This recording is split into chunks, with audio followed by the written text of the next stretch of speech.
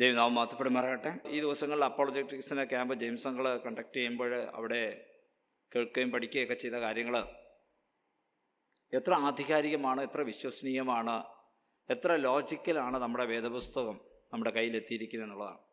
ഏതൊക്കെ രീതിയിൽ നമ്മളതിനെ ആർഗ്യൂ ചെയ്താലും ഫൈനലി ലോകത്തിൽ ജയിക്കാൻ പറ്റിയ ഒരു പുസ്തകമേ ഉള്ളൂ, ഈ വേദപുസ്തകം മാത്രമാണ്. ആ വേദപുസ്തകമാണ് നമ്മൾ പഠിച്ചുകൊണ്ടിരിക്കുന്നത്. അപ്പോൾ അതിൽ ബൈബിളിൻ്റെ ആധികാരികതയെക്കുറിച്ച് പറയുമ്പോൾ, അല്ലെങ്കിൽ വിശ്വസനീയതയെക്കുറിച്ചൊക്കെ പറയുമ്പോൾ, പ്രോഫസി എന്നുള്ളതൊരു സബ്ജക്റ്റാണ്. പ്രോഫസി, പ്രവചനം, അതിൽ പറഞ്ഞിരിക്കുന്ന ബൈബിളിൽ പറഞ്ഞിരിക്കുന്ന പ്രവചനങ്ങൾ നിറവേറിയതിന് അതിന് എണ്ണങ്ങൾ നമ്മൾ നോക്കിക്കഴിഞ്ഞാൽ ഒത്തിരിയാണ്. ആ നിറവേറിയ പ്രവചനങ്ങളുടെ അടിസ്ഥാനത്തിലാണ് ഇനിയും ഉള്ള പ്രവചനങ്ങൾ നിറവേറപ്പെടും എന്ന് നമ്മൾ വിശ്വസിക്കുന്നത്. സോ ഓൺ ദാറ്റ് ബേസിസ്, അതാണ് അടിസ്ഥാനം. പറഞ്ഞിരിക്കുന്ന പ്രവചനങ്ങൾ ക്രിസ്തുവിൻ്റെ, പ്രത്യേകിച്ച് യേശു ക്രിസ്തുവുമായിട്ട് ബന്ധപ്പെട്ടിരിക്കുന്ന പ്രവചനങ്ങളെല്ലാം നിറവേറി.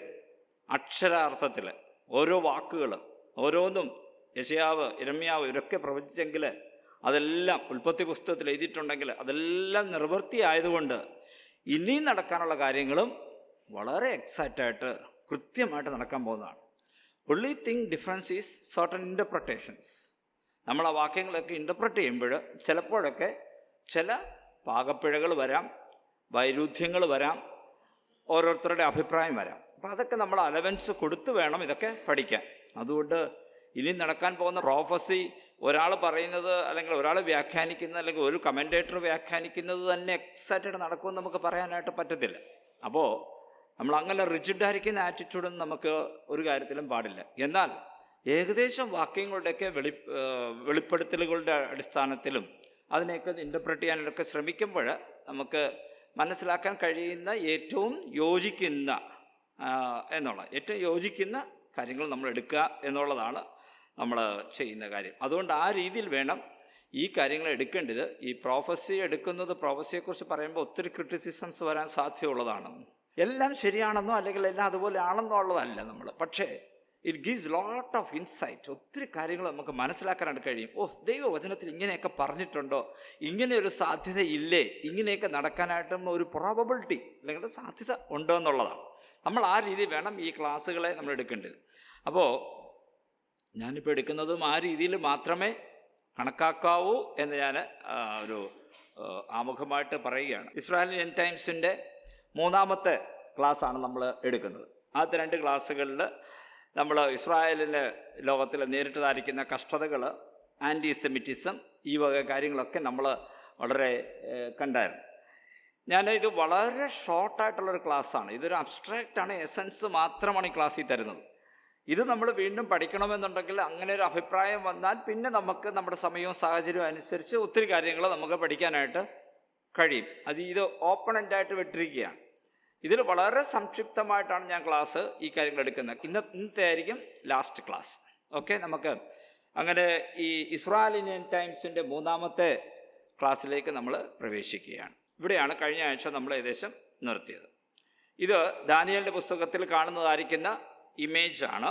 അവിടെ നെബൂഖദ്നേസർ കണ്ടതായിരിക്കുന്ന സ്വപ്നം, അത് ദാനിയേൽ ഇൻ്റർപ്രറ്റ് ചെയ്യുകയും സ്വപ്നത്തെ വിശദീകരിക്കുകയും, സ്വപ്നം എന്താണെന്ന് പറയുകയും വിശദീകരിക്കുകയും ഇൻ്റർപ്രറ്റ് ചെയ്യുകയും ചെയ്യുന്നതായിരിക്കുന്ന കാര്യങ്ങളാണ്. വളരെ ഡീപ്പായിട്ട് നമ്മൾ പോകുന്നില്ല എന്ന് ഞാൻ പറഞ്ഞല്ലോ. 4 സാമ്രാജ്യങ്ങളെക്കുറിച്ച് നമുക്ക് എപ്പോഴും ഓർമ്മ വേണം. ഇസ്രായേലുമായിട്ട് ബന്ധത്തിൽ 4 സാമ്രാജ്യങ്ങളാണ് ബൈബിളിൽ രേഖപ്പെടുത്തിയിരിക്കുന്നത്. അനേക സാമ്രാജ്യങ്ങൾ ലോകത്തിലുണ്ട്, എന്നാൽ പ്രോമിനൻ്റ് ആയിരിക്കുന്ന ചില സാമ്രാജ്യങ്ങളുണ്ട്. അതിൽ ഈ 4 സാമ്രാജ്യം ഏറ്റവും പ്രോമിനൻ്റ് ആയിട്ട് ഇസ്രായേലുമായിട്ടുള്ള, ഇൻ റിലേഷൻ ടു ഇസ്രായേൽ, ഈ 4 രാജ്യങ്ങളാണ്. ഏതൊക്കെയാണ്? Babylon, media Persia, Greek, Roman.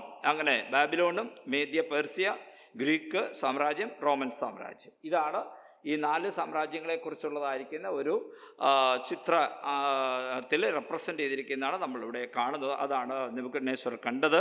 ഇതേപോലെ ഉള്ളതായിരിക്കാം. ആ തല ഗോൾഡും സിൽവർ, ബ്രോൺസ്, പിന്നെ ഇരുമ്പും കളിമണ്ണും ചേർന്നതായിരിക്കുന്ന കാൽപാദങ്ങളും, അത് പിന്നെ അതിൻ്റെ ഫർദർ എക്സ്പ്ലനേറ്ററി ആയിരിക്കുന്ന ഒരു ദർശനമാണ് ദാനിയേലിന് 7ാം അധ്യായത്തിൽ ലഭിക്കുന്നത്. അവിടെ അത് സിംഹമായിട്ടും കരടിയായിട്ടും പുള്ളിപ്പിടിയായിട്ടും പിന്നെ പേരില്ലാത്ത ഒരു സമ്മിശ്രമായിരിക്കുന്ന ഒരു മൃഗത്തെയും കുറിച്ചാണ് കാണുന്നത്. അതിൻ്റെ ഫർദർ എക്സ്പ്ലനേഷനാണ് ദാനിയേൽ 8 കാണുന്നത്. അവിടെ ഗ്രീക്ക് സാമ്രാജ്യം 4ആയിട്ട് തിരിയുന്നതും അതെല്ലാം അക്കാര്യങ്ങളെല്ലാം പറഞ്ഞിരിക്കുന്നു. അതിൽ നിന്ന് ഒരു ചെറിയ കൊമ്പ് ഉത്ഭവിക്കുന്നതും അതെല്ലാം അവിടെ വിശദീകരിച്ചിരിക്കുന്നു. ഇതിൻ്റെ വിശദീകരണത്തിലേക്ക് നമ്മൾ കടക്കുന്നില്ല. ഇന്ന് ഞാൻ എടുക്കുന്നത് ഇത് എങ്ങനെ ഇൻ്റർപ്രറ്റ് ചെയ്യുന്നു എന്നുള്ളതിൻ്റെ ഒരു കാര്യം മാത്രമാണ്. ഇതിന് ആധാരമായിട്ട് നമ്മൾ ദാനിയേൽ പുസ്തകം 9-ാം അധ്യായം 24 മുതലുള്ള 28 വരെയുള്ള വാക്യങ്ങളാണ്. ഇസ്രായേലിൻ്റെ അന്ത്യകാലത്ത് സംഭവിക്കാൻ പോകുന്നത് എന്താണെന്നുള്ളത് വളരെ ചുരുക്കമായിട്ടും ക്രിപ്റ്റിക്കായിട്ടും വലിയ വിശദീകരണമില്ലാതെയും എഴുതിയിരിക്കുന്ന ഒരു ഭാഗമാണ് ദാനിയേൽ പുസ്തകം 9-ാം അധ്യായം, ദാനിയേൽ പ്രവചനത്തിൻ്റെ 9:24 മുതലുള്ള വാക്യങ്ങൾ. പാപങ്ങളെ മുദ്രയിടുവാനും അകൃത്യത്തിന് പ്രായശ്ചിത്തം ചെയ്ത് നിത്യനീതി വരുത്തുവാനും ദർശനവും പ്രവചനവും മുദ്രയിടുവാനും അതിപരിശുദ്ധനായതിനെ അഭിഷേകം ചെയ്യുവാനും തക്കവണ്ണം നിന്റെ ജനത്തിനും വിശുദ്ധ നഗരത്തിനും 70 ആഴ്ചവട്ടം നിയമിച്ചിരിക്കുന്നു. അതുകൊണ്ട് നീ അറിഞ്ഞ് ഗ്രഹിച്ച് കൊള്ളേണ്ടതെന്തെന്നാൽ യെരുശലേമിനെ യഥാസ്ഥാനപ്പെടുത്തി പണിവാൻ കൽപ്പന പുറപ്പെടുന്നത് മുതൽ അഭിഷിക്തനായൊരു പ്രഭു വരെ 7 ആഴ്ചവട്ടം 62 ആഴ്ചവട്ടം കൊണ്ട് അതിനെ വീതിയും കിടങ്ങുമായി കഷ്ടകാലങ്ങളിൽ തന്നെ വീണ്ടും പണിയും. 62 ആഴ്ചവട്ടം കഴിഞ്ഞിട്ട് അഭിഷിക്തൻ ഛേദിക്കപ്പെടും, അവന് ആരും ഇല്ലെന്ന് വരും. പിന്നെ വരുവാനിരിക്കുന്ന പ്രഭുവിൻ്റെ പടജനം നഗരത്തെയും വിശുദ്ധ മന്ദിരങ്ങളെയും നശിപ്പിക്കും. അവൻ്റെ അവസാനം ഒരു പ്രളയത്തോടെ ആയിരിക്കും. അവസാനത്തോളം യുദ്ധമുണ്ടാകും. ശൂന്യങ്ങളും നിർണയിക്കപ്പെട്ടിരിക്കുന്നു. അവൻ ഒരു ആഴ്ചവട്ടത്തേക്ക് പലരോടും നിയമത്തെ കഠിനമാക്കും. ആഴ്ചവട്ടത്തിൻ്റെ മധ്യേ അവൻ ഹന്നയാകവും ഭോജനയാകവും നിർത്തലാക്കി കളയും. മ്ലേച്ഛതകളുടെ ചിറകിന്മേൽ ശൂന്യമാക്കുന്നവൻ വരും. നിർണയിക്കപ്പെട്ടിരിക്കുന്ന സമാപ്തിയോളം ശൂന്യമാക്കുന്നവൻ്റെ മേൽ കോപം ചൊരിയും. ഇസ്രായേലിനോട് ബന്ധത്തിൽ ഇനി നടക്കാൻ പോകുന്നതായിരിക്കുന്ന കാര്യങ്ങളെ വളരെ കുറച്ച് വാക്യങ്ങളിൽ രേഖപ്പെടുത്തിയിരിക്കുന്നതാണ് ഇത്. ഇതിൻ്റെ എക്സ്പ്ലനേഷൻസും ഇതിൻ്റെ മറ്റു വ്യാഖ്യാനങ്ങളും കൂടുതൽ ആഴത്തിലുമൊക്കെ പലങ്ങളുണ്ട്. എങ്കിലും ഏറ്റവും സംക്ഷിപ്തമായിട്ട് ഏറ്റവും നന്നായിട്ട് എഴുതിയിരിക്കുന്ന വാക്യങ്ങളാണ് ദാനിയേലിന് ദൈവം നൽകിയതായിരിക്കുന്ന ആ ദർശനമാണ് നമ്മളിപ്പോൾ വായിച്ചത്. ഇവിടെ നമ്മൾ കാണുന്ന പ്രധാനമായിട്ടും 70 വട്ടങ്ങൾ എന്നുള്ളതായിരിക്കുന്ന ആ ഒരു പദപ്രയോഗമാണ്. ഈ ആഴ്ചവട്ടങ്ങൾ എന്ന് പറഞ്ഞിരിക്കുന്നത് 70 വീക്സ്, 70 ആഴ്ചവട്ടങ്ങൾ എന്ന് പറഞ്ഞാൽ 70 ആഴ്ചകളല്ല, ഇതിനെ സെവൻസ് എന്നാണ് ട്രാൻസ്ലേറ്റ് ചെയ്യുന്നത്. 70 sevens, 70 ഏഴുകൾ. 70 ഏഴുകൾ എന്ന് പറയുമ്പോൾ അത് വർഷമായിട്ടാണ് സാധാരണ എടുക്കുന്നത്. അങ്ങനെ ആകുമ്പോൾ 70 7 വർഷങ്ങൾ എന്ന് പറഞ്ഞാൽ 70 ഗുണം 7 എത്രയായി? 490 വർഷങ്ങൾ. 490 വർഷങ്ങൾ എന്നുള്ള ഒരു പ്രയോഗം അല്ലെങ്കിൽ ഒരു കാലയളവ് നമുക്കവിടെ കാണാനായിട്ട് കഴിയും.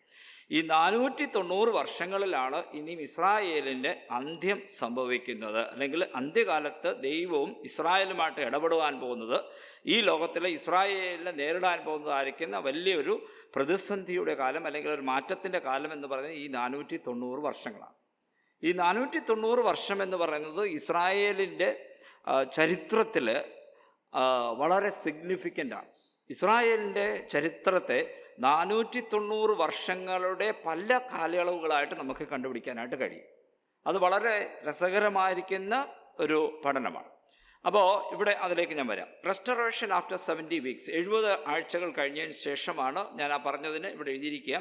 70 ഹെപ്റ്റാൻസ്, 70 sevens, 70 × 7 490 വർഷങ്ങൾ. അതാണ് അവിടെ ഞാൻ എഴുതിയത്. 490 വർഷങ്ങളുടെ കാലയളവുകൾ. ഈ 490 വർഷങ്ങൾ ഇസ്രായേലിനെ സംബന്ധിച്ചിടത്തോളം വളരെ പ്രാധാന്യമുള്ളതാണ്. ഒന്ന്, അബ്രഹാം മുതൽ പുറപ്പാട് വരെയുള്ള വർഷങ്ങൾ 505 വർഷങ്ങളാണ്. ഇത് ഞാൻ എഴുതി കണക്കുകൂട്ടിയതല്ല, ഇത് പല പുസ്തകങ്ങളിലുള്ളത്. ഞാനതിനെ ക്രോഡീകരിച്ച് സംക്ഷിപ്തമായിട്ട് നിങ്ങളുടെ മുമ്പിൽ പ്രസൻറ്റ് ചെയ്യുകയാണ്. ഇത് വളരെ രസകരമായിരിക്കുന്ന പഠനമായതുകൊണ്ട്, രസകരമെന്ന് പറഞ്ഞാൽ നമ്മളെ ത്രില്ല് ചെയ്യുന്ന എന്നുള്ള അർത്ഥത്തിലാണ്, നമ്മളെ കോരിത്തരിപ്പിക്കുന്നതായിരിക്കുന്ന പഠനങ്ങളാണ്. ദൈവം അബ്രഹാമിനെ വിളിക്കുന്നു. അതാണ് ഇസ്രായേലിൻ്റെ ഉത്ഭവം അല്ലെങ്കിൽ ഒറിജിൻ എന്ന് പറയുന്നത്.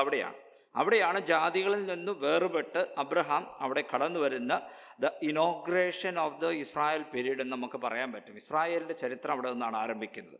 ഈ അബ്രഹാമിനെ വിളിച്ച ആ നാൾ മുതൽ പുറപ്പാട് പുസ്തകം അവർ ഈജിപ്തിൽ മിസ്രൈമിൽ പോയിട്ട് അവിടെ നിന്ന് അവർ തിരിച്ചു വരുന്ന ആ സമയം വരെയുള്ളത് 505 വർഷങ്ങളാണ്. ഈ 505 വർഷങ്ങളിൽ ഇസ്മായേലുമായിട്ട് ഇത് വേദപഠിതാക്കൾ ഈ രീതിയിലാണ് അതിനെ പഠിക്കുകയും മനസ്സിലാക്കുകയും ചെയ്യുന്നത്. അബ്രഹാമിൻ്റെ ജീവിതത്തിൽ ഇസ്മായേലിൻ്റെ ജനനവും ഇസ്മായേലിൻ്റെ പുറത്താക്കലും, അല്ലെങ്കിൽ ഹാഗാറിനെ ഇസ്മായേലിനെ പുറത്താക്കുന്നതായിരിക്കുന്ന ആ സമയം 15 വർഷങ്ങൾ. ആ 15 വർഷങ്ങൾ കൺസിഡർ ചെയ്യാതെ, അതായത് ആ ഒരു എന്താ പറയുന്നത്, ഇസ്രായേൽ എന്നുള്ള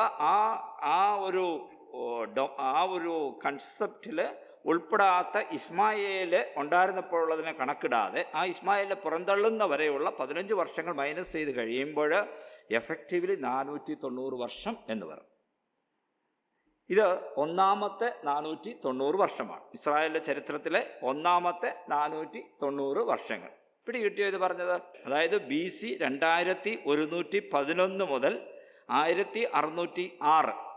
ഇത് പറയുമ്പോൾ വിചാരിക്കും ഇതൊക്കെ ആരായി കണക്കൊക്കെ ഇത്രയും കറക്റ്റ് ആയിട്ട്. അതാണ് ഞാൻ പറഞ്ഞത്, ഇത് നമ്മളൊരു സ്റ്റഡിക്ക് വേണ്ടി മനസ്സിലാക്കാൻ വേണ്ടിയുമാണ്. ഇതൊന്നും എക്സാക്റ്റ് ആയിരിക്കണമെന്ന് ഉള്ളതല്ല. ഇവിടെ നമ്മൾ ഇതിനെ ഒന്ന് ഈ രീതിയിൽ പഠിക്കുമ്പോൾ മനസ്സിലാക്കാൻ എളുപ്പമാണ്.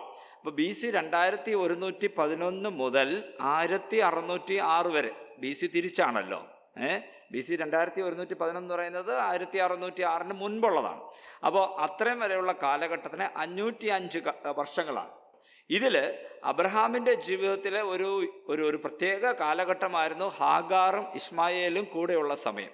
ഈ ഹാഗാറിനെയും ഇസ്മായേലിനെയും അവരുടെ കുടുംബത്തിൽ നിന്ന് പുറത്താക്കിയതിന് ശേഷം, അല്ലെങ്കിൽ ആ പുറത്താക്കിയ 15 വർഷം ദൈവത്തിൻ്റെ ഇടപെടൽ, അല്ലെങ്കിൽ ദൈവത്തിൻ്റെ ആ വാഗ്ദത്തത്തിൻ്റെ അണ്ടറിൽ വരാത്ത എന്നുള്ള രീതിയിലെടുത്ത് ഈ 505 നിന്ന് ഈ 15 വർഷത്തെ കുറയ്ക്കുമ്പോൾ കിട്ടുന്നത് 490 വർഷങ്ങളാണ്. അപ്പോൾ ഇത് 490 വർഷത്തെ കണക്കാക്കാൻ വേണ്ടി ഈ രീതിയിൽ കാൽക്കുലേറ്റ് ചെയ്തിരിക്കുന്നുള്ളതാണ്. നമ്മുടെ ഈ അപ്പോളജറ്റിക് വേയിൽ വരുമ്പോൾ തിരിച്ചാണ് വരുന്നത്. യു ആർ കമ്മിങ് ടു 490 ആക്കാൻ വേണ്ടി ശ്രമിക്കുന്നു എന്നുള്ളത് വരും. പക്ഷേ അങ്ങനെ പഠിക്കുമ്പോൾ ചില സൗകര്യമുള്ളതുകൊണ്ട് ഈ രീതിയിൽ പഠിക്കാമെന്നുള്ളതേ ഉള്ളൂ. ഇനി അടുത്ത രണ്ടാമത്തെ 490 എന്ന് പറയുന്നത് ഈ പുറപ്പാട് മുതൽ ശലോമോൻ ദൈവാലയം പണിയുന്ന വരെയുള്ള 601 വർഷങ്ങളാണ്. പുറപ്പാട് മുതൽ, ആദ്യം നമ്മൾ കണ്ടത് അബ്രഹാം മുതൽ പുറപ്പാട് വരെ. ഇപ്പോൾ ഇനിയും പുറപ്പാടെന്ന് പറഞ്ഞാൽ മിസ്രൈമിൽ നിന്ന് ഇസ്രായേൽ പുറത്തു വരുന്ന ആ സമയം മുതൽ ശലോമോൻ ദൈവാലയം പണിയുന്ന വരെയുള്ള സമയം, അതായത് BC 1606 മുതൽ 1005 വരെ, ക്രിസ്തുവിന് മുൻപ് 1000. ഈ 1000 വരെ, അത് എപ്പോഴും ഇങ്ങനെയുള്ള ചില കാര്യങ്ങൾ ഓർത്തിരിക്കുന്നത് നല്ലതാണ്. ദാവീദിൻ്റെ കാലം BC 1000 അത് മനസ്സിലെപ്പോഴും ഇരുന്നാൽ നല്ലതാണ്. നമുക്കെപ്പോഴും ഓർത്ത് വെക്കാൻ BC 1000 അപ്പോൾ അതായത് ക്രിസ്തുവിന് 1000 വർഷം മുൻപ്. ആ 1606 മുതൽ 1005 വരെയുള്ള 601 വർഷങ്ങൾ. ഇതിൽ ന്യായാധിപന്മാരുടെ സമയം ഇടയ്ക്ക് വരും. ഇതിനിടയിലാണ് ന്യായാധിപന്മാരുടെ സമയം വരുന്നത്.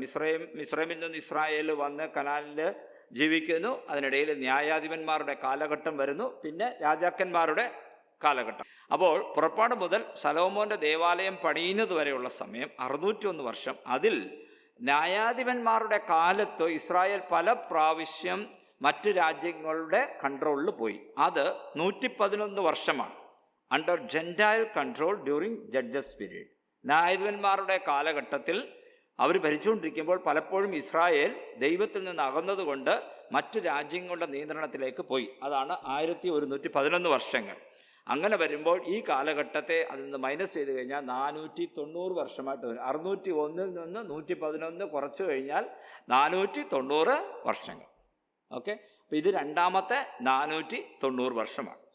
ഇനി മൂന്നാമത്തത്, ശലോമോൻ ദൈവാലയം പണിതത് മുതൽ അർത്ഥസൃഷ്ട രാജാവിൻ്റെ കൽപ്പന പുറപ്പെടുന്നത് വരെ, ഓക്കെ, BC 1005 മുതൽ 445 വരെ 560 വർഷമാണ്. യെരുശലേം ഇനി വീണ്ടും പുതുക്കി പണിയാൻ വേണ്ടിയിട്ടുള്ള കൽപ്പന അർത്ഥസൃഷ്ട രാജാവ് പുറപ്പെടുവിക്കുന്നവരെ നെഹമ്യ നമുക്ക് അത് അവിടെ വരുമ്പോൾ വായിക്കാൻ പറ്റും.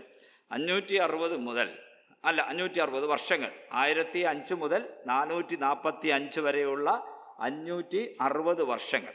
ഇതിൽ ബാബിലോണിൻ്റെ അടിമകളായിട്ട് ഇവർ പോയല്ലോ, അത് നമുക്കറിയാം. അത് 70 വർഷം, 1005 മുതൽ 445 വരെ. ഈ എപ്പോഴും ഈ വർഷങ്ങളൊന്നും എപ്പോഴും അന്ന് കലണ്ടറൊന്നും ഇല്ല കേട്ടോ, അതൊക്കെ ഓർത്തോണം. കലണ്ടർ എന്ന് പറഞ്ഞാൽ പല രീതിയിലുള്ള പുരാതനമായ അല്ലെങ്കിൽ പ്രിമിറ്റീവായിരിക്കുന്ന കലണ്ടേഴ്സൊക്കെ ആയിരിക്കും ഒരുപക്ഷെ ഉണ്ടായിരുന്നത്. അങ്ങനെയൊന്നും ആരും വർഷങ്ങളൊന്നും കറക്റ്റായിട്ടൊന്നും എണ്ണിയും കൂട്ടിയും ഒന്നും വെച്ചിട്ടില്ല. 365 365 കാലം എന്നൊക്കെ ഉള്ളതൊക്കെ പിന്നെ വന്ന കാര്യങ്ങളാണ്. അതുകൊണ്ട് ആ രീതിയിൽ നമ്മൾ വളരെ സ്റ്റേണായിട്ട് അല്ലെങ്കിൽ ഇതായിട്ട് എടുക്കാൻ പറ്റില്ല. ഇതൊക്കെ ചാന്ദ്രമാസങ്ങളുടെ കലത്തിലാണ് പലതും കൂട്ടിയിരിക്കുന്നത്. 560 വർഷങ്ങളിൽ നിന്ന് ബാബിലോണിയ അടിമകളായിട്ട് പോയ 70 വർഷം, അത് കുറച്ച് കഴിഞ്ഞ് 490 വർഷം. അപ്പോൾ ഇത് മൂന്നാമത്തെ 490ആയി. മൂന്നാമത്തെ 490. ഇനി അടുത്തത് നാലാമത്തെ 490 ഇനിയുള്ളത്. ഇവിടെ ശ്രദ്ധിക്കണം. അടുത്ത 490 എന്ന് പറയുന്നത് അർത്തസഷ്ഠ രാജാവിൻ്റെ കൽപ്പന പുറപ്പെടുവിച്ച മുതൽ, ഇസ്രായേലിൻ്റെ യെരുശലേമിൻ്റെ പണി മുതൽ, ഇനി യെരുശലേമിൻ്റെ റെസ്റ്റോറേഷൻ പൂർണ്ണമായിരിക്കുന്ന വീണ്ടെടുപ്പ് നടക്കുന്ന വരെയുള്ള സമയം എത്രയായിരിക്കണം? ഈ രീതിയിൽ ആദ്യത്തെ 490 വന്നതുകൊണ്ട് ഇനിയും 490 വർഷങ്ങൾ ഉണ്ടാകാം. എന്നിട്ട് ഇത് നമ്മൾ വായിച്ച വാക്യവുമായിട്ട് യോജിപ്പിക്കണം. അവിടെ എന്താ പറഞ്ഞിരിക്കുന്നത്? 7:70 ഇസ്രായേലിന് ഇനി സംഭവിക്കാൻ പോകുന്ന കാര്യങ്ങൾ ഇനിയും ഒരു 490 വർഷം. ഇവിടെ നിങ്ങളുടെ ശ്രദ്ധ പോകരുതേ. ആദ്യത്തെ ഓരോ പ്രാവശ്യവും 490 വർഷങ്ങളുടെ ഓരോ സെഗ്മെൻറ്റ്സ് ഉണ്ടായിരുന്നു. First, second, third. ഇനിയും നാലാമത്തെ സെഗ്മെൻറ്റ്, നാലാമത്തെ ഒരു കാലയളവുണ്ട്, ഒരു കൂട്ടമുണ്ട്. അത് 490 വർഷമാണ്. അതെപ്പോൾ തൊട്ടാ? അർത്തസഷ്ഠ രാജാവിൻ്റെ ആ കൽപ്പന മുതൽ യെരുശലേം, അതായത് 70 വർഷത്തെ അടിമത്തിൽ നിന്ന് അവർ വെളിയിൽ വന്ന് പിന്നെ അവർ യെരുശലേം ദേവാലയം പണിയുന്നത് മുതൽ, ശ്രദ്ധിക്കണേ, യെരുശലേം ദേവാലയം പണിയുന്നത് മുതൽ പൂർണ്ണമായിട്ടും ഇസ്രായേൽ റെസ്റ്റോർ ചെയ്യപ്പെടുന്നതിന് എത്ര വർഷം വേണം? 490 വർഷം. അപ്പോൾ എന്നാ അർത്തസഷ്ഠ രാജാവിൻ്റെ കൽപ്പന വന്നത്? BC 445. 490 വർഷമാണ് നടക്കേണ്ടത്. പക്ഷെ ഓരോ 490 വർഷം നമ്മൾ നോക്കിയപ്പോഴും ഇടയ്ക്ക് ചില കാലയളവുകൾ നമ്മൾ മൈനസ് ചെയ്തു. അപ്പോൾ ഇവിടെയും ഒരു കാലയളവ് മൈനസ് ചെയ്യേണ്ടിയിരിക്കുന്നു. പിടികിട്ടുന്നോ? ഓക്കെ. ഓരോരുത്തർ നമ്മൾ 15 വർഷങ്ങൾ, 111 വർഷങ്ങൾ, ഇങ്ങനെ 70 ഇങ്ങനെ മൈനസ് ചെയ്തു. ഇവിടെ നാലാമത്തേൽ അത് ന്യായമാണ്. ആ രീതിയിൽ ഒരു മൈനസ് ചെയ്യണം, അല്ലെങ്കിൽ കുറയ്ക്കേണ്ട ഒരു കാലയളവുണ്ട്. അപ്പോൾ ഇവിടെയാണ് നമ്മുടെ സഭാ കാലയളവ് എന്ന് പറയുന്നത്. സഭാ കാലയളവെന്ന് പറയുന്നത് ദൈവം ഇസ്രായേലുമായിട്ട് നേരിട്ട് ദൈവജനം എന്നുള്ള നിലയിൽ ഇടപെടാത്ത ചില കാലഘട്ടമാണ്. ശ്രമിക്കണം മനസ്സിലാക്കാനായിട്ട്. ദൈവം ആരുമായിട്ടാണ് ദൈവജനം എന്നുള്ള നിലയിൽ ഇടപെടുന്നത്? ഇസ്രായേലുമായിട്ടാണ്. അതിനൊരു മാറ്റവുമില്ല. എന്നാൽ ഇസ്രായേൽ പാപം ചെയ്യുമ്പോഴോ തെറ്റ് ചെയ്യുമ്പോഴോ ദൈവത്തിൽ നിന്ന് അകലുമ്പോഴോ എന്തു ചെയ്യും? ദൈവം അത് ഈ വർഷങ്ങളുടെ ഈ ഗണനയിൽ ഉൾപ്പെടുത്തുന്നില്ല. അതാണ് നമ്മൾ 1, 2, 3 നമ്മൾ കണ്ടത്. അങ്ങനെയാണെങ്കിൽ 4 ഈ കാലയളവ് മൈനസ് ചെയ്യണം. അപ്പോൾ BC 445 മുതലുള്ള ഈ സമയങ്ങളിൽ എന്ത് ചെയ്യും? ഇനി 490 വർഷത്തിൽ ദൈവം ഇടപെടണമെന്നുണ്ടെങ്കിൽ എന്ത് ചെയ്യും? സഭാ കാലയളവ് എന്ന് പറഞ്ഞ ഇടയിലൊന്ന് വന്നു. എന്താ ഈ സഭാ കാലയളവ് എന്ന് പറയുന്നത്? പഴയ നിയമത്തിൽ നമുക്കൊരിക്കലും കൃപായുഗത്തെയോ സഭാ കാലയളവിനെയോ കാണാനായിട്ട് കഴിയത്തില്ല. അത് എല്ലാവർക്കും അറിയാമെന്ന് വിചാരിക്കും. നമ്മൾ പല പ്രാവശ്യം അത് ഡിസ്കസ് ചെയ്യുകയും ചിന്തിക്കുകയും പഠിക്കുകയും പ്രസംഗം കേൾക്കുകയും ചെയ്യുന്നതാണ്. പഴയ നിയമത്തിൽ സഭയെക്കുറിച്ചില്ല. അതായത് ഈ പുതിയ നിയമസഭയെക്കുറിച്ച് അവിടെ രേഖപ്പെടുത്തുന്നില്ല. എന്തുകൊണ്ടാണ്? അത് ദൈവത്തിൻ്റെ ആ പ്ലാനിൽ അന്ന് റിവീൽ ചെയ്യപ്പെടാത്ത കാര്യമാണ്. ഇതെപ്പോഴാണ് ഇത് റിവീൽ ചെയ്യപ്പെടുന്നത്? ഇസ്രായേലുമായിട്ട് മാത്രമല്ല, ഇനി ജാതികളുമായിട്ട് ദൈവം ബന്ധപ്പെടാൻ പോകുന്നു എന്നുള്ളതിൻ്റെ നമ്മുടെ കാഴ്ചയിൽ, നമ്മുടെ ചിന്തയിലേക്ക് വരുന്നത് യേശുക്രിസ്തുവിനെ ഇവര് മശീഹയായിട്ട്, ഇസ്രായേൽ ജനം മശീഹയായി അംഗീകരിക്കപ്പെടാതിരിക്കുമ്പോഴാണ്. അവരന്ന് അംഗീകരിച്ചിരുന്നെങ്കിൽ, യേശുക്രിസ്തുവിനെ മശീഹയായിട്ട് അംഗീകരിച്ചിരുന്നെങ്കിൽ എന്ത് സംഭവിക്കും? സഭയുണ്ടാവുമോ? ഇല്ല. പിടികിട്ടിയോ? സഭാ കാലയളവില്ല. അങ്ങനെയാണെങ്കിൽ ഇതൊരു ഹൈപ്പോത്തറ്റിക്കൽ ക്വസ്റ്റ്യനാണ്. ഹൈപ്പോത്തറ്റിക്കലായിരിക്കുന്ന ഒരു നമ്മുടെ ചിന്തയാണ്. അപ്പോൾ ദൈവത്തിൻ്റെ പദ്ധതി നേരത്തെ ഉണ്ട്. ദൈവത്തിൻ്റെ പദ്ധതിയിലുണ്ട്, പക്ഷെ നമുക്ക് വെളിപ്പെടുത്തിയിട്ടില്ല. എന്നാൽ ഇങ്ങനെയാണ്, ഇസ്രായേലുമായിട്ട് ദൈവം ബന്ധപ്പെടുന്നത് എന്തു ചെയ്തു? അവനെ മശീഹ അല്ല എന്നുള്ള തീരുമാനം ഇസ്രായേൽ എടുത്തപ്പോൾ, ദൈവമല്ല എടുത്തത്, ഇസ്രായേൽ എടുത്തപ്പോൾ അവിടെ നിന്ന് എന്ത് തുടങ്ങുന്നു? സഭയുടെ കാലയളവ് തുടങ്ങുന്നു. ഇത് ഇസ്രായേലുമായിട്ടുള്ള ബന്ധത്തിൽ നോക്കുമ്പോൾ, ദൈവവും ഇസ്രായേലുമായിട്ടുള്ള ബന്ധത്തിൽ നോക്കുമ്പോൾ ഇതെന്താണ്? ഇത് തിരസ്കരിക്കപ്പെട്ട, മാറ്റി നിർത്തിയിരിക്കുന്ന ഒരു കാലയളവാണ്. ഈ 70 വർഷത്തെ 3 തിരിച്ചിട്ടുണ്ട്. അർത്ഥസഷ്ട രാജാവിൻ്റെ മുതൽ റെസ്റ്റോറേഷൻ ഓഫ് ഇസ്രായേൽ വരെ 490 വർഷമാണ് വേണ്ടത്. എന്നാൽ ആ 490 വർഷത്തിൽ ഇക്കാര്യങ്ങൾ കംപ്ലീറ്റ് ചെയ്തിട്ടില്ല. നമുക്കിപ്പോഴും അറിയാം, ഇസ്രായേൽ റെസ്റ്റോർ ആയിട്ടില്ല, പൂർണ്ണമായിട്ടും വന്നിട്ടില്ല. അപ്പോൾ ഇതിനിടയിൽ എന്താണ് സംഭവിച്ചത്? ഈ 2000 വർഷം, നമ്മളിപ്പോൾ ആയിരിക്കുന്ന ഈ 2000 വർഷം ഇതിനിടയിലോട്ട് തള്ളി കയറ്റിയതാണ്. ഈ 490 വർഷത്തിൻ്റെ ഇടയിലോട്ട് ഈ 2000 വർഷത്തെ പുഷ് ചെയ്ത് കേട്ടിരിക്കുക. അപ്പോൾ അങ്ങനെ വരുമ്പോൾ നമ്മൾ ഈ തടിയിൽ നമ്മൾ വെഡ്ജ് നമ്മൾ അടിക്കുമല്ലോ, തടി വികസിക്കാൻ വേണ്ടിയിട്ട് നമ്മളിങ്ങനെ വേറെ എന്തെങ്കിലും ഒരു തടി കഷ്ണം വെച്ച് അടിക്കുമ്പോൾ ഇതിങ്ങനെ അകലുന്ന പോലെ ഈ സഭയെ ഇതിൻ്റെ അകത്തേക്ക് കയറ്റി കഴിഞ്ഞപ്പോൾ ഇതിങ്ങനെ സെപ്പറേറ്റായി. ഏത് സെപ്പറേറ്റായി? ഈ 490 വർഷം സെപ്പറേറ്റായി. ഓക്കെ, ഈ 490 വർഷം കണ്ടിന്യൂസ് ആയിട്ട് തീരേണ്ട 490 വർഷം കംപ്ലീറ്റ് ആയില്ല. ഇത് അകന്നുപോയി. എത്ര അകന്നുപോയി? 2000 years, 2000 വർഷം അകന്നുപോയി. അപ്പോൾ അതിൻ്റെ അർത്ഥം എന്താ? ഒരു ഭാഗം അവിടെ നടന്നു, ഇനി ഒരു ഭാഗം നടക്കേണ്ടി അവശേഷിക്കും. ക്ലിയർ? ഇനി ഒരു ഭാഗം നടക്കേണ്ടിയിരിക്കും. അപ്പോൾ ഇവിടെ അതിൻ്റെ എക്സ്പ്ലനേഷനാണ് ഇവിടെ കാണുന്നത്. ഈ 7 × 49 വർഷം, ഇങ്ങനെ 3 നമ്മൾ ഈ 490 തിരിക്കുക. എങ്ങനെയാ? ആ 7 ഫസ്റ്റ് 7 വീക്സും സെക്കൻഡ് 62 വീക്സും മൂന്നാമത് ഒരാഴ്ചയും. അപ്പോൾ അവിടെ അത് നമ്മൾ ആ വാക്യം വായിക്കുമ്പോൾ നമുക്കവിടെ അറിയാനായിട്ട് കഴിയും. ഇന്നലെ 9:24 തടസ്സം ചെയ്ത് പാപങ്ങളെ മുദ്രയിടുവാനും അകൃത്യത്തിന് അങ്ങനെ പറഞ്ഞു വന്നിട്ട് 70 വട്ടം നിശ്ചയിച്ചിരിക്കുന്നു. ഇനി 25-ാം വാക്യത്തിൽ, അതുകൊണ്ട് നീ അറിഞ്ഞ് ഗ്രഹിച്ചു കൊള്ളേണ്ടത് എന്തെന്നാൽ യെരൂശലേമിനെ യഥാസ്ഥാനപ്പെടുത്തി പണിയുവാൻ കൽപ്പന പുറപ്പെടുന്നത് മുതൽ, ശരിയാണോ? കൽപ്പന പുറപ്പെടുന്നത് മുതൽ അഭിഷിക്തനായ ഒരു പ്രഭു വരെ 7 ആഴ്ചവട്ടവും 62 ആഴ്ചവട്ടവും, 7ഉം 62, ഇപ്പോൾ മൊത്തം എത്രയായി? 69 ആഴ്ചവട്ടം അവിടെ നടക്കണം. പിന്നെ ഒരു 7 ആഴ്ചവട്ടം. 3 അവിടെ തിരിച്ചിരിക്കുന്നത്. 7, 69, പിന്നെ ഒരു 1, അല്ലേ? ആദ്യത്തെ 7, 62, 1 പിടികിട്ടുന്നുണ്ടോ? അപ്പോൾ ആദ്യത്തെ 7 എന്ന് പറയുന്നത് 49 വർഷം ഈ യെരൂശലേം പുതുക്കി പണിയുവാനായിട്ട് എടുത്ത സമയമാണ്. ഈ 70-ന് ശേഷമാണ്, അടിമത്തത്തിൽ നിന്ന് പുറത്തു വന്നതിന് ശേഷമുള്ള സമയമാണ്.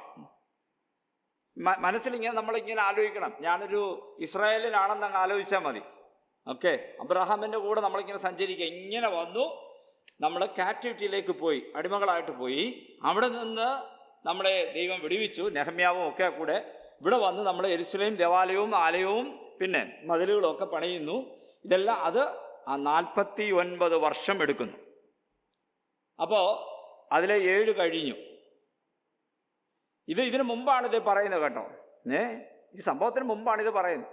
പിന്നെ 62 ആഴ്ചകൾ ഇനി പറഞ്ഞു till the messiah cut off, മശിഹ ഛേദിക്കപ്പെടുന്നവരെയുള്ള കാലയളവൂടെ അതിൽ ഉൾപ്പെടുത്തിക്കൊണ്ട് മലാഖി മുതൽ മത്തായി വരെയുള്ള 400ഓളം വർഷങ്ങൾ എല്ലാം ചേർത്ത് 483 വർഷങ്ങൾ മശിഹ ഛേദിക്കപ്പെടുന്നവരെയുള്ള സമയം.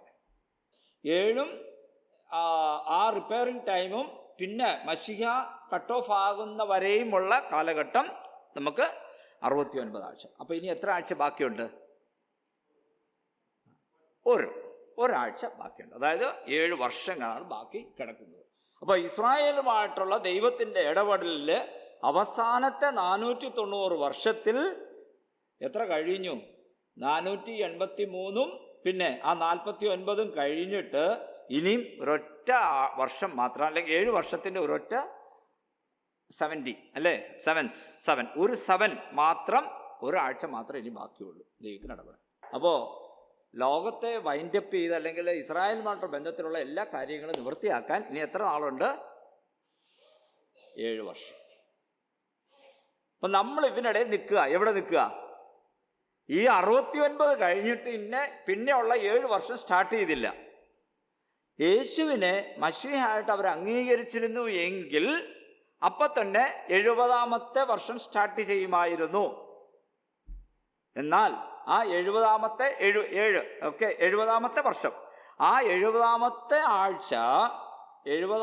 ആഴ്ച സ്റ്റാർട്ട് ചെയ്യാൻ, ആഴ്ച എന്ന് പറയുമ്പോൾ 7 എന്ന് എടുക്കണേ, 70-ാമത്തെ 7 വർഷങ്ങൾ സ്റ്റാർട്ട് ചെയ്യാതിരുന്നത് എന്തുകൊണ്ടാണ്?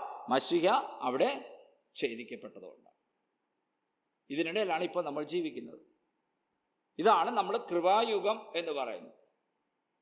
ഓക്കെ, കൃപായുഗത്തെ അവിടെ ദൈവത്തിൻ്റെ പദ്ധതിയിൽ പഴയ നിയമത്തിൽ വെളിപ്പെടുത്താത്ത ഒരു കാര്യത്തെ ഡയറക്റ്റായിട്ട് വെളിപ്പെടുത്തിയിട്ടില്ല. ഓക്കെ, എന്നാൽ നമുക്ക് പല വാക്യങ്ങളിലും അത് കാണാനായിട്ട് കഴിയും.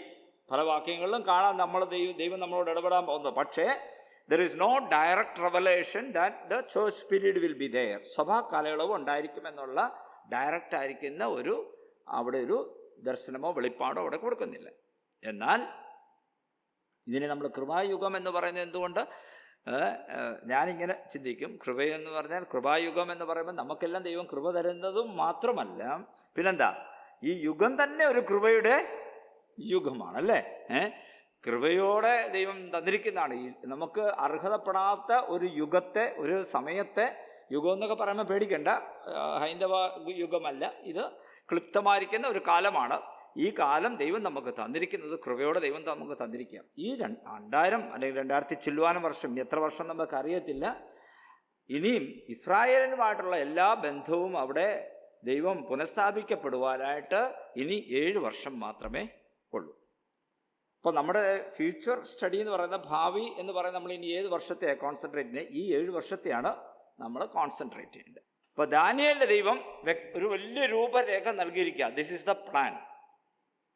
വിശ്വാസത്തെ സംബന്ധിച്ചോളം ഇനിയുള്ളത്, നടക്കാൻ പോകുന്നത്, നമ്മുടെ മുമ്പിലുള്ള പ്രവചനം എന്ന് പറയുന്നത് ഇനി നടക്കാനായിട്ട് പോകുന്ന 7 വർഷം മാത്രമാണ്. ഈ 7 വർഷത്തെക്കുറിച്ച് നമുക്ക് പഠിക്കാൻ ആഗ്രഹമുണ്ടെങ്കിൽ ഇതിൻ്റെ കാൽക്കുലേഷനാണ്. ഞാൻ ഇതിലേക്ക് പോകുന്നില്ല. How this 70 weeks is calculate എന്നുള്ളതാണ് ഇതിൻ്റെ വിശദീകരണമാണ്. എങ്ങനെയാണ് ഈ ഡേയ്സ്, ഞാൻ പറഞ്ഞല്ലോ, ചാന്ദ്രമാസങ്ങളാണ് കൂട്ടിയിരിക്കുന്നത്. ചന്ദ്രൻ്റെ മാസങ്ങൾ വെച്ചാണ്. ഇങ്ങനെയൊക്കെയാണ് ഇതിൻ്റെ കാൽക്കുലേഷൻ ഞാൻ കാണിച്ചിരിക്കുന്നത്. പക്ഷെ ഇതൊന്നും ഇപ്പോൾ നോക്കിയാൽ നമുക്ക് മനസ്സിലാക്കാൻ ചില ബുദ്ധിമുട്ടുണ്ടാവും. ഓക്കെ, ഇനി ഇത് പിക്ചോറിയലി ഞാൻ ഗ്രാഫായിട്ട് വരച്ചിരിക്കുക. ഇത് മനസ്സിലാക്കാൻ വളരെ എളുപ്പമാണ്. ആദ്യത്തേത് ബാബിലോണിയൻ ക്യാപ്റ്റിവിറ്റി, 70 വർഷം അല്ലേ. അപ്പോൾ അതിന് മുമ്പുള്ള കാലമൊക്കെ വിട്ടു. അതിനുശേഷം എഡിക്റ്റ് ഓഫ് ആർട്ടിസേഴ്സ് വരുന്നതാണ്. അർത്ഥസഷ്ഠ രാജാവിൻ്റെ റീബിൽഡ് ചെയ്യാനുള്ള ആ 49 വർഷത്തെ ഞാൻ അവിടെ ഒരു സെഗ്മെൻ്റായിട്ട് വരച്ചിരിക്കുക. ഈ പറഞ്ഞ കാര്യങ്ങൾ വരച്ചിരിക്കുക. അതിനുശേഷം യെരുശലേം പണിയപ്പെടും. പിന്നെയുള്ള 434 വർഷങ്ങൾ, 62 വർഷങ്ങൾ സൈലൻ്റ് ഇയേഴ്സ് എന്നാണ് അറിയപ്പെടുന്നത്. നിശബ്ദ കാലയളവാണ്. അതുകൊണ്ടാണ് നമ്മൾ ഈ അപ്പോക്രിഫ പുസ്തകങ്ങൾ നമ്മൾ ഉൾപ്പെടുത്താതിരിക്കുന്നതിന് കാരണം. അതെല്ലാവർക്കും അറിയാമല്ലോ. ഇതിനിടയിലുള്ളതാണ് അപ്പോക്രിഫ പുസ്തകങ്ങളെന്ന് പറയുന്നത്. മലാഖി മുതൽ മത്തായി, ഇതിനിടയിലുള്ള ദൈവത്തിൻ്റെ പ്രവചനം ഇല്ലാതിരുന്ന സമയം. അത് കഴിഞ്ഞപ്പോഴാണ് ദൈവത്തിൻ്റെ പ്രവചനം വരുന്നത്.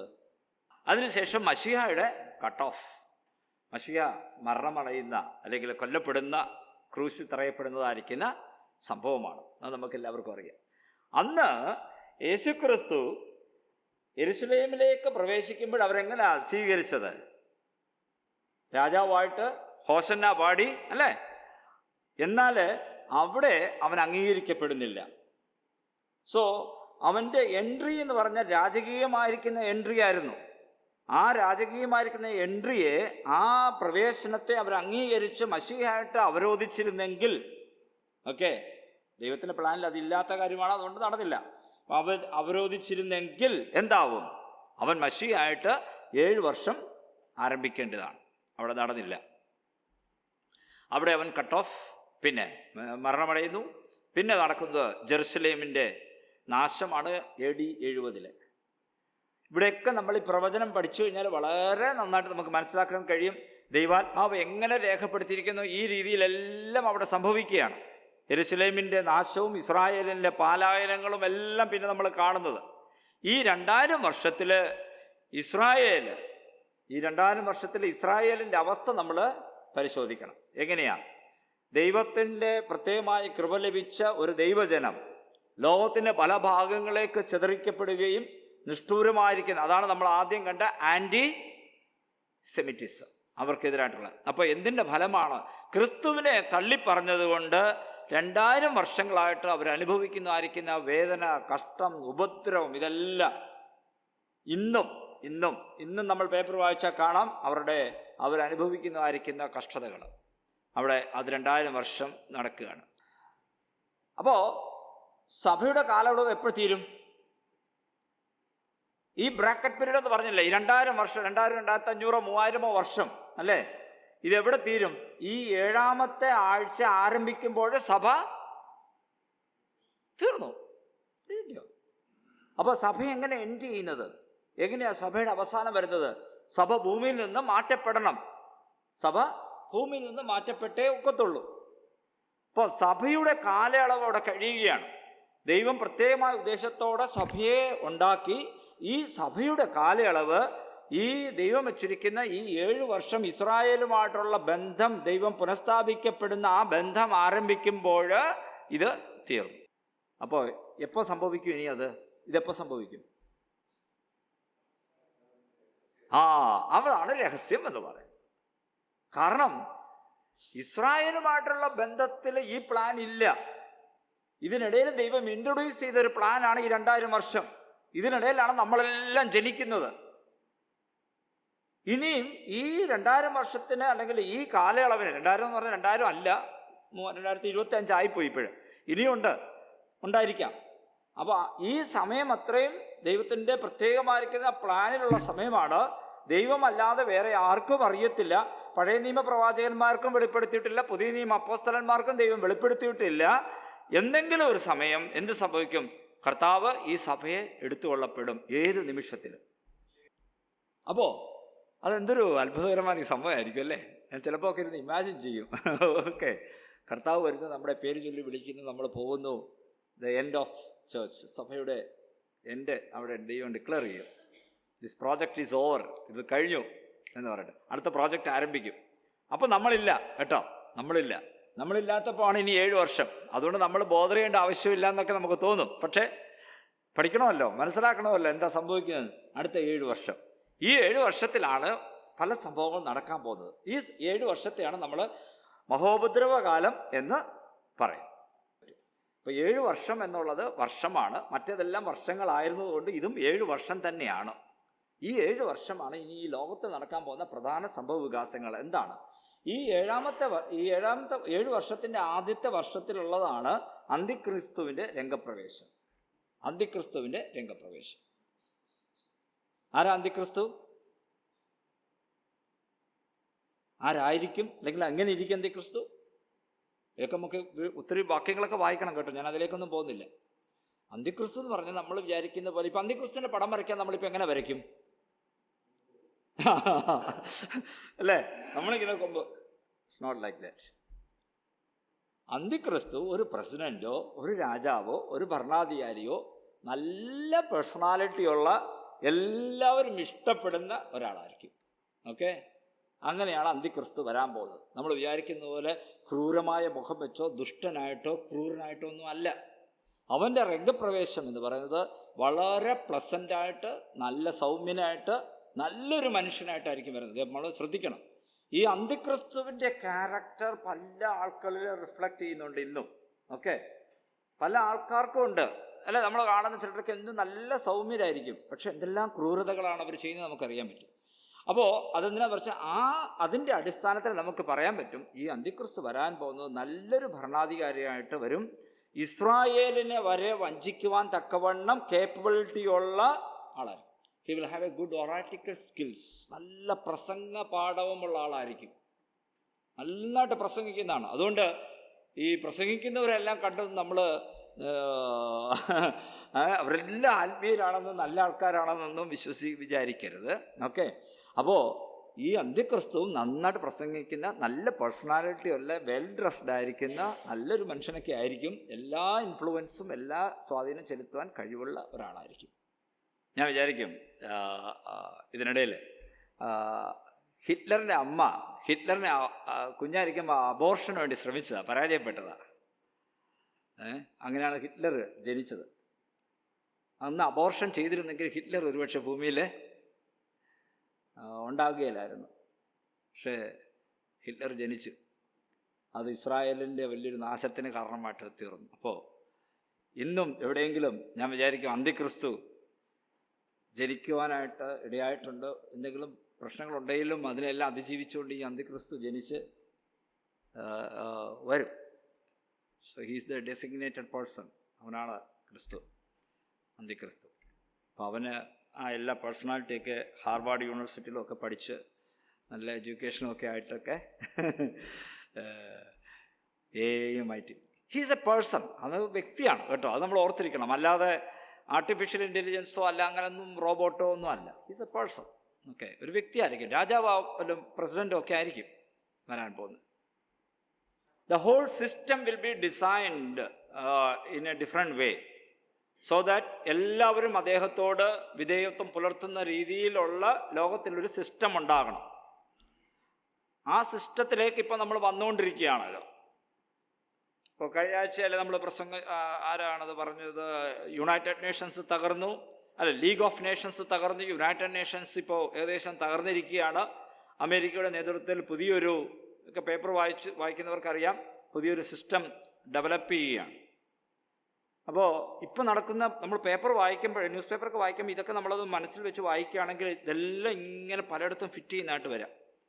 സോ നമ്മുടെ ജനറ്റിക് മാപ്പിങ്, പിന്നെ എയുടെ രംഗപ്രവേശം, പിന്നെ നമ്മുടെ ID കാർഡ്സ്, നമ്മുടെ ഡീറ്റെയിൽസ്, നമ്മുടെ ഇപ്പോൾ മൊബൈൽ ഫോണിൽ ലോഗിൻ ചെയ്ത് കഴിഞ്ഞാൽ നമ്മുടെ ഡീറ്റെയിൽസൊക്കെ എവിടെ? Today I was reading that നമ്മൾ എന്ത് വായിക്കണമെന്ന് തീരുമാനിക്കുന്നത് ചില അൽഗോറിതംസാണ്. നമ്മൾ വായിക്കുന്നത്, സോഷ്യൽ മീഡിയയിൽ വായിക്കുന്നത് പലതും, ഇപ്പോൾ എൻ്റെ ഏജ് 50 or 60 വയസ്സാണെങ്കിൽ അതനുസരിച്ചുള്ളതാണ് എൻ്റെ ഇതിലേക്ക് വരുന്നത്. I am forced to read that. Somebody else is determining ഞാൻ എന്ത് വായിക്കണമെന്നുള്ളത്. അല്ലാത്തതൊന്നും എനിക്ക് വരത്തില്ല, എൻ്റെ സോഷ്യൽ മീഡിയയിൽ വരത്തില്ല, എനിക്ക് റിലവൻ്റ് അല്ലാത്ത കാര്യങ്ങൾ വരത്തില്ല. അപ്പോൾ നമ്മൾ എന്ത് വായിക്കുന്നു എന്നുള്ളതും കൂടുതൽ എന്ത് നോക്കുന്നു എന്നുള്ളതും നമ്മുടെ ഏജ്, നമ്മുടെ എഡ്യൂക്കേഷൻ, നമ്മുടെ ലൊക്കേഷൻ, ഇതെല്ലാം അനുസരിച്ചാണ് നമ്മുടെ സോഷ്യൽ ഫീഡ്സ് വരുന്നത്. അതൊക്കെ നിങ്ങൾ പഠിച്ചു കഴിഞ്ഞാൽ ഭയങ്കര രസകരമാണ്. ഈ മീഡിയയുടെ ഇത് നമ്മൾ എന്ത് തെറ്റിദ്ധരിക്കപ്പെടുന്നു, കബളിപ്പിക്കപ്പെടുന്നു എന്നുള്ളതൊക്കെ മനസ്സിലാക്കണം. സോ നമ്മുടെ നിയന്ത്രണത്തിലല്ല കാര്യങ്ങളെല്ലാം. ഇത് നമ്മുടെ പലയിടത്തും നമ്മളെ ഇങ്ങനെ നിയന്ത്രിക്കുക കാര്യങ്ങൾ. ഇതേപോലെ വന്നിട്ട് there will be one person who is going to command everything. ഇപ്പോൾ നോക്കുക, നമ്മൾ ഇപ്പോഴത്തെ റീസെൻറ്റ് ന്യൂസ് പേപ്പറിൽ നമ്മൾ വായിക്കുമ്പോൾ എല്ലാം how Trump is controlling the whole world. ട്രംപിൻ്റെ എന്ത് തീരുമാനങ്ങളാണ് നമുക്ക് നോക്കുക നടക്കുന്നത്. സോ ഒരു സിംഗിൾ പേഴ്സൺ ചെയ്യാൻ പറ്റുമെന്നുള്ളതിൻ്റെ ഒരു തെളിവാണ് ഇതൊക്കെ. അതായിരിക്കും അന്ത്യക്രിസ്തുവും ചെയ്യാൻ പോകുന്നത്. അദ്ദേഹത്തിന് നമുക്ക് ഓരോരുത്തരെ നമുക്കിങ്ങനെ നോക്കാം. അതുകൊണ്ടാണ് പലരും ഡൗട്ട് ചെയ്തു, ഇദ്ദേഹമാണോ അന്ത്യക്രിസ്തു, അദ്ദേഹമാണോ അന്ത്യക്രിസ്തു എന്നൊക്കെ പലപ്പോഴും ഡൗട്ട് ചെയ്യുന്ന പല ക്യാരക്ടറുണ്ട്. ബിൽഗേറ്റ്സ് ആണോ, ഇലോൺ മസ്ക് ആണോ, ആരാണ് അന്ത്യക്രിസ്തു എന്നൊക്കെ തോന്നും. ഓക്കെ, ഇതിൽ കൂടുതൽ നമുക്കിനി പഠിക്കാൻ മനസ്സിലാവും. അദ്ദേഹം ഒരു പകുതി യഹൂദനായിരിക്കും എന്നൊക്കെയാണ് പറയപ്പെടുന്നത്. പകുതി യഹൂദനായിരിക്കും, ഹാഫ് ജ്യൂ ആയിരിക്കും, പകുതി യഹൂദനായിരിക്കും. അപ്പോൾ അങ്ങനെ ഒരു വ്യക്തിയായിരിക്കും. കാരണം രണ്ടുപേരുടെയും, യഹൂദന്മാരുടെയും പ്രീതി സമ്പാദിക്കും, മറ്റുള്ളവരുടെയും പ്രീതി സമ്പാദിക്കുന്ന രീതിയിൽ വരും. ഓക്കെ, ഈ 7 വർഷത്തിൻ്റെ പ്രാധാന്യം എന്ന് പറയുന്നത് starting will be very good, വളരെ നല്ല ആരംഭമായിരിക്കും. എന്നാൽ 3.5 വർഷം കഴിയുമ്പോഴാണ് അവൻ നിയമത്തെ കഠിനമാക്കുന്നതും ഇസ്രായേലുമായിട്ടുള്ള ആ ഉടമ്പടി ബ്രേക്ക് ചെയ്യുകയും ചെയ്തതിന് ശേഷം അവൻ ആലയത്തിൽ കയറിയിരിക്കും. അവനാണ് ദൈവമെന്ന് പറഞ്ഞ് അവിടെയാണ് യഹൂദന്മാരെ കബളിക്കപ്പെട്ടു എന്ന് അവർ മനസ്സിലാക്കുന്നത്. ഞാൻ വളരെ ഷോർട്ടായിട്ടാണ് പറയുന്നത് കേട്ടോ, ഒത്തിരി കാര്യങ്ങൾ പഠിക്കാനുണ്ട് ഇവിടെ. അതിനുശേഷം പിന്നെ 3.5 വർഷം കൂടെ കഴിയും. അങ്ങനെ മൊത്തം 7 വർഷം. 3.5 വർഷം കഴിയുമ്പോഴാണ് ക്രിസ്തുവിൻ്റെ സഭയോടുള്ളതായിരിക്കുന്ന വരവ്. മഹത്വ പ്രത്യക്ഷത, യേശുക്രിസ്തുവിൻ്റെ മഹത്വ പ്രത്യക്ഷത വരുന്നത്. ആദ്യം വരുമ്പോൾ യേശുക്രിസ്തുവിനെ നമ്മളല്ലാതെ ആരും കാണുകയില്ല. എന്നാൽ അതിൻ്റെ രണ്ടാമത്തെ മഹത്വ പ്രത്യക്ഷതയിൽ അപ്പോഴാണ് ലോകം മുഴുവൻ യേശുക്രിസ്തുവിനെ മനസ്സിലാക്കുന്നതും കാണുന്നത്. അന്നു മുതലാണ് നമ്മുടെ 1000 വർഷം സഹസ്രാബ്ദ വാഴ്ച എന്ന് പറയുന്നത് ആരംഭിക്കുന്നത്. സഹസ്രാബ്ദ വാഴ്ച. YSKL സാറിൻ്റെ സഹസ്രാബ്ദ വാഴ്ചയെക്കുറിച്ച് ഒരു വലിയ പുസ്തകം തന്നെ ഉണ്ട്. മലയാളത്തിൽ വളരെ സിമ്പിളാണ്, നല്ല പുസ്തകമാണ്, വായിക്കേണ്ടവർക്ക് വായിക്കാവുന്നതാണ്. ഓക്കെ, അപ്പോൾ ഇതാണ് ഇനി നടക്കാൻ പോകുന്നതായിരിക്കുന്ന ചുരുക്കത്തിലുള്ള കാര്യങ്ങൾ. ഇതിനെയാണ് ട്രിബുലേഷൻ പീരീഡ് എന്ന് പറയുന്നത്. നമ്മുടെ സഭയുടെ റാപ്ചർ, സഭയുടെ എടുക്കപ്പെടൽ, അതിനുശേഷമാണ് ഇത് ആരംഭിക്കുന്നത്. 7 വർഷം അവസാനം, ഇതിൻ്റെ അവസാനം ഈ അന്തിക്രിസ്തു പരാജയപ്പെടുന്നു. പിന്നെ ഈ കാര്യങ്ങളെല്ലാം അവിടെ നടക്കുന്ന കാര്യങ്ങളായിട്ടാണ്. അതിക്രമത്തെ സ്ഥടത്തം ചെയ്യുന്നത്, ഇസ്രായേൽ അവിടെ റിപ്പൻറ്റ് ചെയ്യുന്നു, പിന്നെ റിപ്പൻറ്റ് ചെയ്യാൻ മാനസാന്തരപ്പെടുന്നു, പിന്നെ പാപങ്ങളെ മുദ്രയിടുന്നു, സാത്താൻ സീൽ ചെയ്യപ്പെടുന്നു, പിന്നെ അകൃത്യത്തിന് പ്രായശ്ചിത്തം ചെയ്യുന്നു, ദൈവം അവരെ മശിഹായെ അംഗീകരിക്കും, പിന്നെ ദിവ്യ നിത്യനീതി വരുത്തുവാൻ എറ്റേണൽ കിങ്ഡം ഓഫ് ക്രൈസ്റ്റ്, ക്രിസ്തുവിൻ്റെ ആ രാജ്യം നമ്മൾ പഠിച്ചല്ലോ, സ്വർഗരാജ്യത്തെക്കുറിച്ച് നമ്മൾ പഠിച്ചല്ലോ. സ്വർഗരാജ്യത്തിൻ്റെ അക്ഷരീകമായിരിക്കുന്ന നിവൃത്തി അവിടെ നടക്കും. എല്ലാ വിഷൻ, പ്രോഫസി എല്ലാം തീർന്നു പോകും, എല്ലാം പൂർത്തീകരിക്കപ്പെടും. പിന്നെ അവിടെ 1000 വർഷത്തെ ഭരണം ആരംഭിക്കുകയാണ്. നമുക്കുണ്ടോ 1000 വർഷത്തിൽ എന്തെങ്കിലും റോള്? നമ്മൾ ഭരിക്കാനായിട്ട് പോകുന്നു, ഓർമ്മ വേണം അതൊക്കെ കേട്ടോ. ഇപ്പോഴേ ചടഞ്ഞുകൂടിയൊക്കെ ഇരിക്കാതെ, നമ്മൾ അന്ന് മന്ത്രിമാരായിട്ട് രാജാക്കന്മാരുമായിട്ടൊക്കെ നമ്മൾ ഇരിക്കാൻ പോകുന്നവരാണ്. ഓക്കെ, ആ ഒരു ഫീലിംഗ് ഒക്കെ നമുക്കിപ്പോഴേ വേണം. ഈ ലോകത്തേക്ക് ന്യായം വിധിക്കാനും രാജ്യത്തേക്ക് ഭരിക്കാൻ പോകുന്നവരാണ് നമ്മൾ ഓരോരുത്തരും. ഓക്കെ, അന്ന് എനിക്കതിനുള്ള കേപ്പബിലിറ്റി ഇല്ല എന്നൊന്നും പറഞ്ഞ് നമ്മൾ ഇരിക്കരുത്.